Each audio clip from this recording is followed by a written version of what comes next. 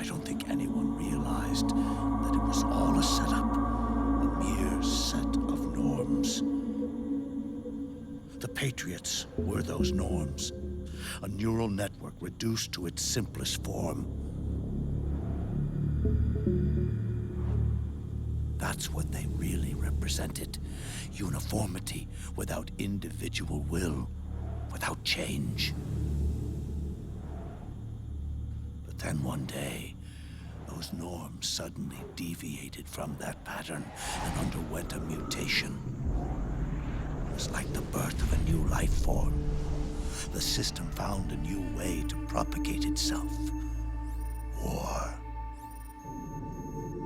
The norms the Patriots had crafted for their unified state quickly became dependent on a single business, the war economy.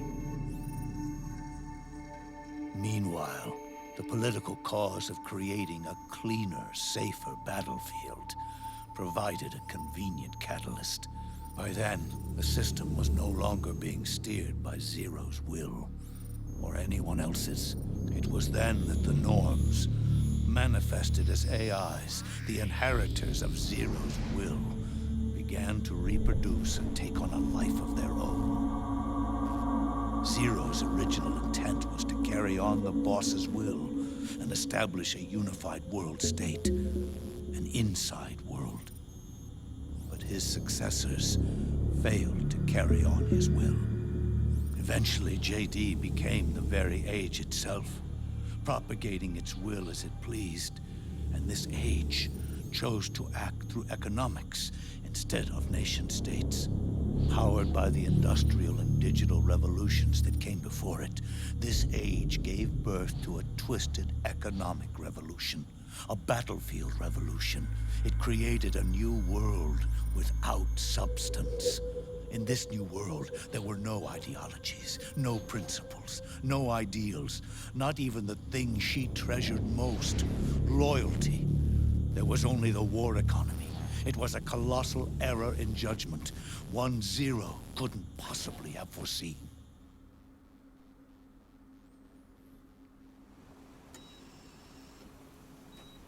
With the American system in a state of collapse, the Patriot society has reverted to a blank slate. This man was the source of it all. And he doesn't even realize it.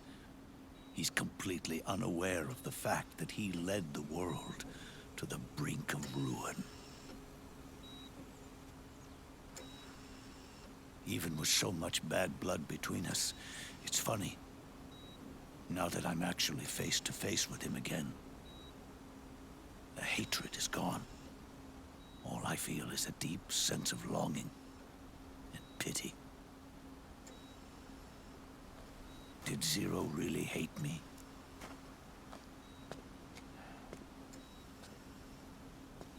Or did he fear me?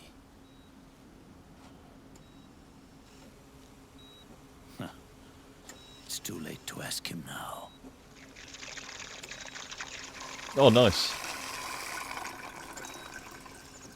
Need those capita effects. The original members. Paramedic. Sigint. Eva.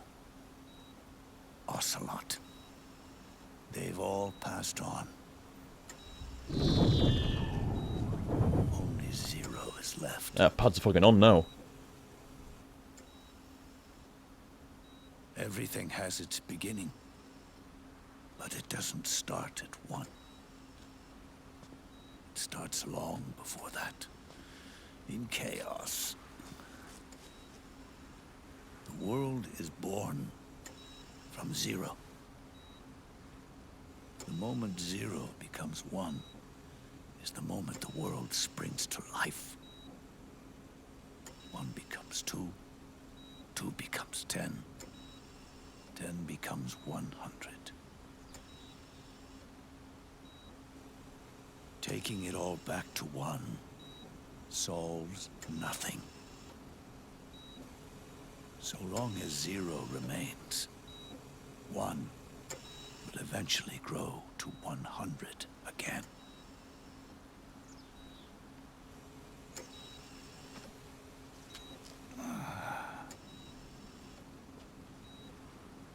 And so, our goal was to erase Zero.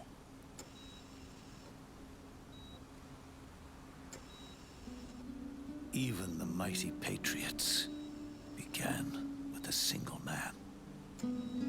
That one man's desires grew huge, bloated, absorbed technology, began to manipulate the economy.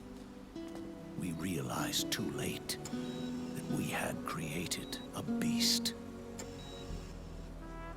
We had helped turn Zero into 100. His sin was ours. And for that reason, I'm taking it upon myself to send Zero back to nothing.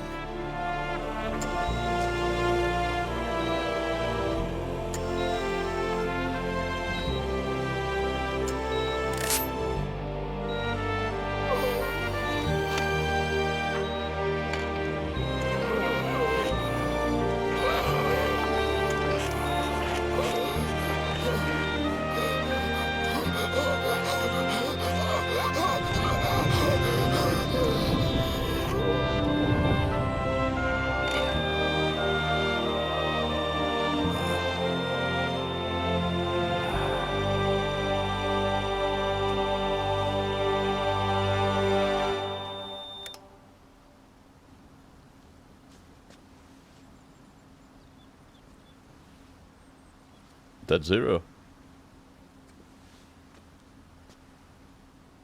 You going back to Zero as well? You erased me 2 times before. Today will mark the 3rd. The fox die Zero planted in you. It's already begun eating away at my body. Truth is, the fox die in you is what killed Eva and Ocelot. What are you talking about? Naomi. She told me everything.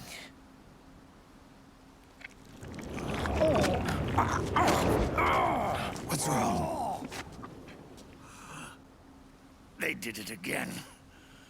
Oh, they used you to kill me. Oh, the Patriots. No, they're proxies in order to bury us. They did it again.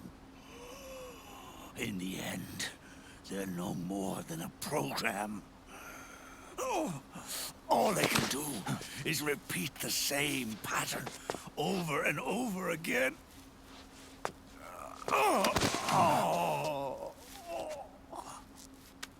Do me a favor, will you? Take me over to her.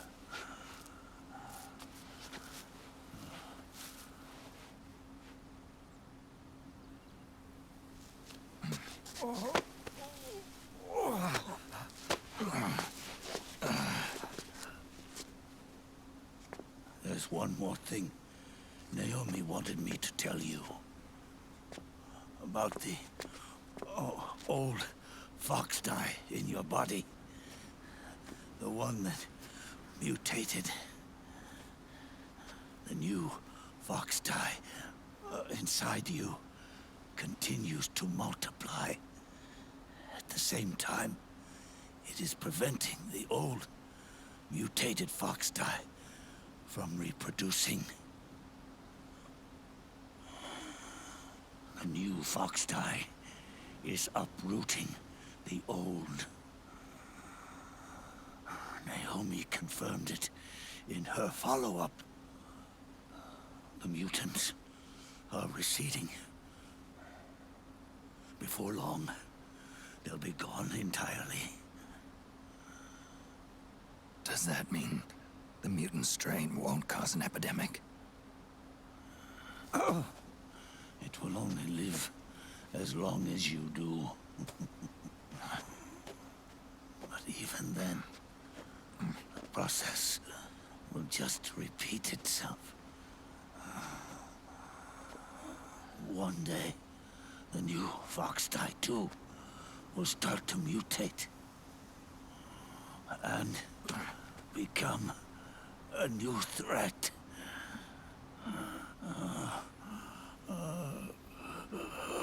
That is, if you manage to live that long.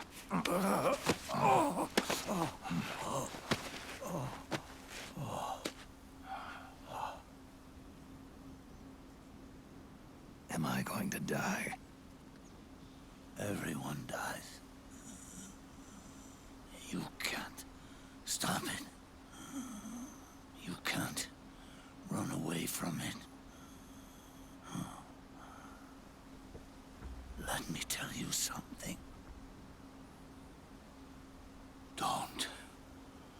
Don't waste the life you have left fighting.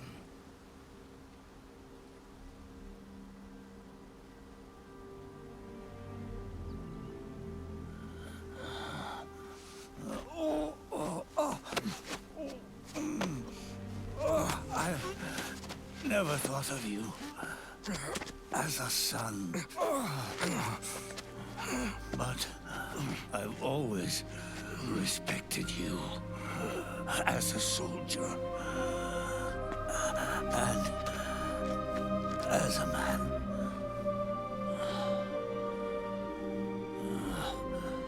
If you'd been in my place back then, maybe you wouldn't have made the same mistakes that I did. Ever since the day I killed the boss with my own hands, I was already dead.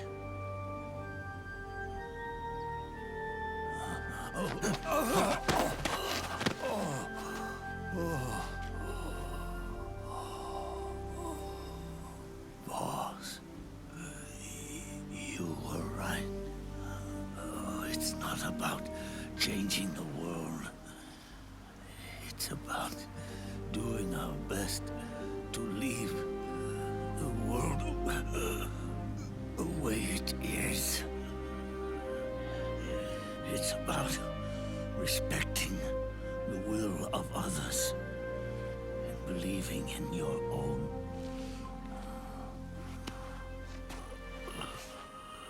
Isn't that what you fought for?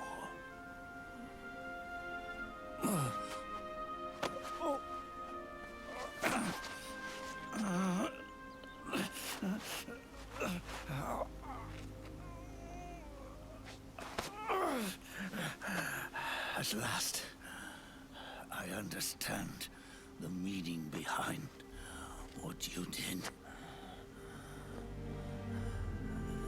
At last, I understand the truth behind your courage.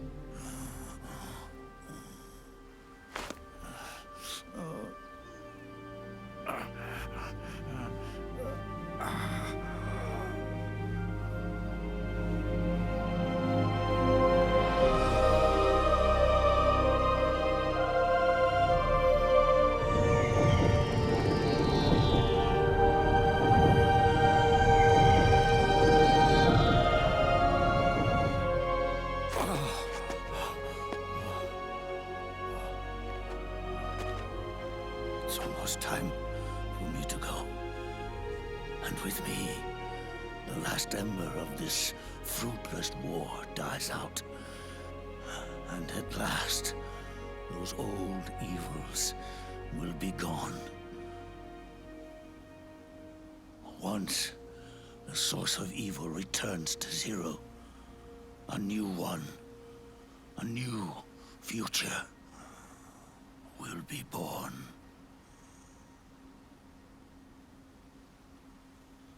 That new world is yours to live in Not as a snake, but as a man.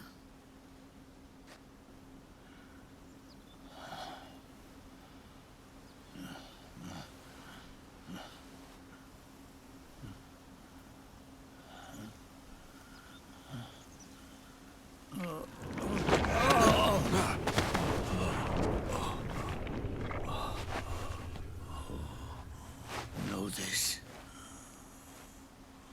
Zero and I, liquid and solidus, we all fought a long, bloody war for our liberty. We fought to free ourselves from nations and systems and norms and ages. But no matter how hard we tried, the only liberty we found was on the inside, trapped within those limits.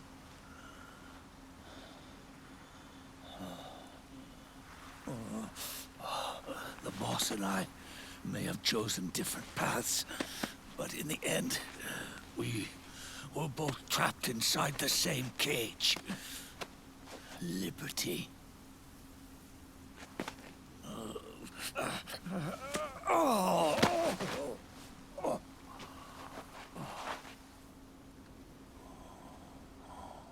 But you have been given freedom. Freedom to be outside.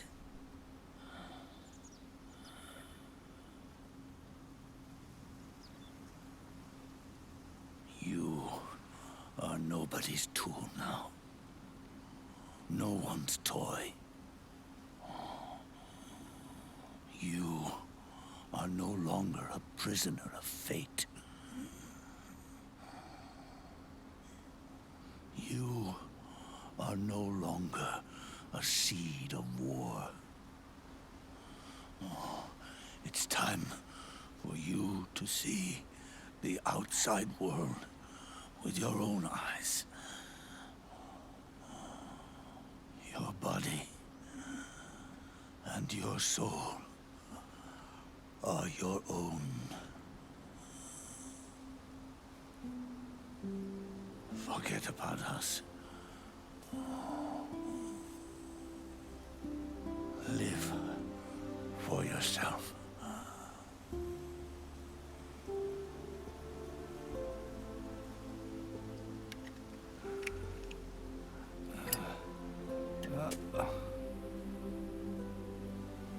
And find a new lease on life.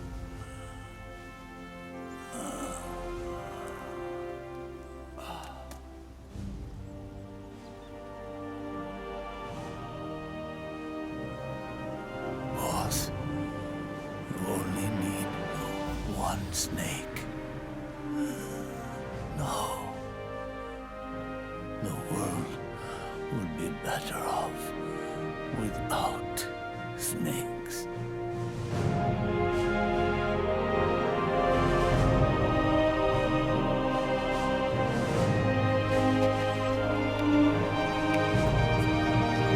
I'm gonna say, dude, set him up a light on his fucking cigar.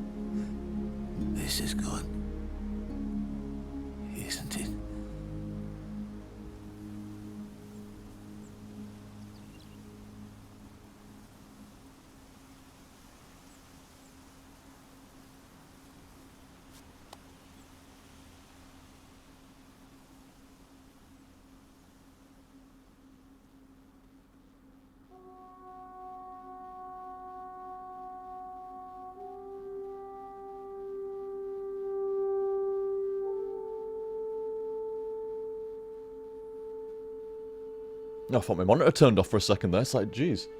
Pad's still right, yeah. Well, it was motion captured in places. Thought so. It was too damn fluid not to be. That was fucking great. There were some people like, is OTG even there anymore? No fucking way, man. How many times have I said, you don't talk over cutscenes? If you want to chime in, if you want to say something like funny or witty or you've got some kind of decent thing to say about it in the gaps and shit, as long as you're not talking over it, you're just injecting here and there, fair enough. So like I said many times about respect for cutscenes and shit, and there's no way to say a word or very fucking little over that last one. No way. Zero. It was too gripping for a start. I was absolutely fucking riveted by it. Absolutely, what's the word? Just captured by it entirely. It had 100% of my attention, and the times that I would say something, it was just like, nope, don't. Other than set him up a light on his cigar, you know, that was the only thing I really wanted to say. When he dropped his lighter, and I was like, dude, pick up his lighter and just set up his final fucking smoke, man. Come on. You'd want that. I wanted to say it, I'm like, no, don't. And then when he did it again, it's like, good, I'm glad you did. Enthralled! That was the word! Thank you very much, Vikraman. Thank you very much, dude. That was the word I was looking for. Yeah, for some reason I couldn't think of the word right, but yeah, enthralled. That was the exact correct word I was looking for. The exact word. On the tip of my tongue, and that was the word, enthralled. And the bits where I did want to say something, it's like, no. It's probably one of the greatest cutscenes I've ever fucking seen. Certainly for, like, story value and overall feels, let's say, the emotion of the overall series and this game and the characters and everything else like that. Would have been right to say over it, it's just not.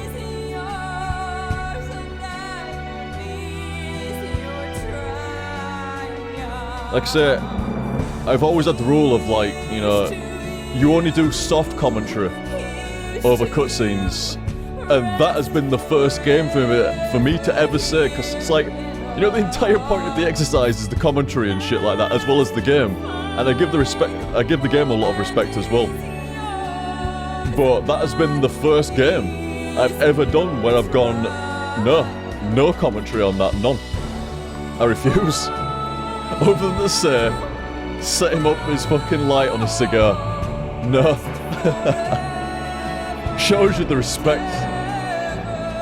and sheer love for that game. That was fantastic. I've been really reluctant throughout all the chapters to say this is probably one of my favourite games I've ever played. Maybe even the favourite game I've ever played. Single player and stuff like that. I don't count multiplayer in the same bag. It's always like where you're contending against old school SNES RPGs. You're contending against Dark Souls. But I'm sorry, yeah. And plus all the other Metal Gear Solid games. But no, I honestly think that was the best game I have ever played. And to it, like, going in there, like, I'd heard mixed opinions about Metal Gear Solid 4. And it's like, no, I honestly think that was, to use the word enthralling again, the most enthralling, cinematic, emotion-full, and series well, I wouldn't say closing, but, you know, like, it wrapped so much shit up. It was one of the best games, probably the best game I've ever played. It was fucking fantastic. Absolutely fucking amazing. I mean, I looked over at Stream Chat briefly. I mean, like I say, I'm sorry, dudes. I was not looking at Stream Chat for like about 99% of the time, and I coughed at one point, and I tried to. I wanted to cough properly, and I went there and started like coughing away a little bit. I looked over and I saw a few people like, is OTG crying? It's like, no. No, as fantastic as that game was, amazing. I said, like, earlier on, like, what can I say about this game that I've not already said? And then it managed to top it. It managed to top it with, hands down, the most emotion-filled ending cutscene of any game. I'm sorry. Show me a cutscene at the end of a game that's got more emotion, more heart in it. Especially if you're a fan of the series. Even if you're not a fan of the series, show me a cutscene with that kind of level of emotion in it. Then if you're a fan of the series, it's just unquestioned. Unquestioned. So I was like, oh, I don't know what else to say about the game. I've been swooning over it for the past fucking 4 sets. And then the game managed to fucking do one up on me. It did. Go, not quite yet, sir. Not quite yet. There's more. I was doing my ending ramble after Snake. It fucking pulled a fast one on me, man. It pulled a fast one on me with Snake Suicide. I'm like, good game, have some balls. But, do you know, I've got to be honest, when it showed Snake that Ant suicided, my lip curled. I'm sorry, I said that's what happens when the puss out on the endings that it should have done, my lip curls. But they managed to recover it so fucking well and go beyond that. It's like, yeah, Snake's not dead. It's like, dunno. Yeah, but by the way, Snake's not dead. Snake's not dead, and Big Boss is right there. What the fuck? As if it's there. It was like, yeah, okay. You're not gonna kill Snake, but yeah, Big Boss there and shit like that, and you know, Snake and Big Boss are gonna talk. Oh, and here's Zero as well, and we're gonna get some more story, and Big Boss dies instead. But not Snake. Snake gets to... Because Snake deserves an happy ending. I wasn't saying that Snake didn't deserve an happy ending. I just didn't want a puss out of an ending. I didn't want Snake to die.